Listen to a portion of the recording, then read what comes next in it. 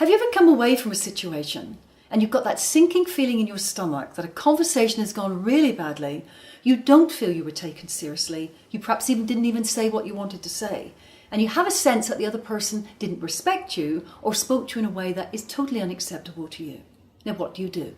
I'm going to teach you a simple 3-step method that you can apply to these sort of situations. Now the conversation, of course, needs more depth and more skills that you can apply, but go through this process to give a structure to having the conversation with the person.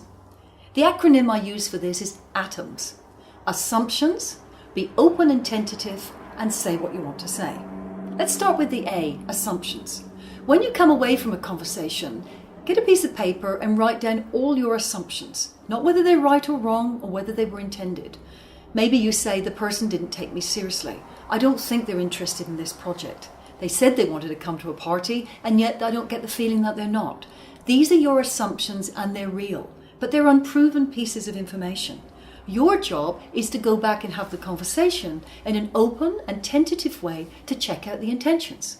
So you go back to the person and you reflect on the conversation with them and you say, when you said you were going to come over at the weekend to the party, although you said you were coming, I have a sense you're not. Am I correct? In other words, you're putting your assumption across to them in a tentative and open-ended way so that they can say whether they intended to do that or they didn't. Now, whether they're going to tell you the truth or not, they may be a little embarrassed. It does show that you are prepared to say it as it is. You're prepared to have the conversation, and the person can't unknow that.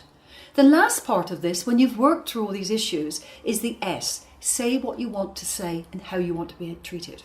So you say to the person, okay, well, maybe you didn't mean to come across in a way that I've said. You didn't mean to be rude to me. But when you speak to me in that way, I end up feeling humiliated or embarrassed or whatever the emotion is. You never tell someone you did that. You embarrassed me. You humiliated me. You say things like, when you do that, I feel this. And then you say to them how you'd like to be treated. In future, I would find it really helpful if you spoke to me in this way. Now, whether the other person's going to go along for the ride as well, that's another issue. But you're taking yourself seriously and you're communicating it with others. For proven tips and techniques to make your communication flow with ease, join us on our regular webinar series and take back your power to be really heard.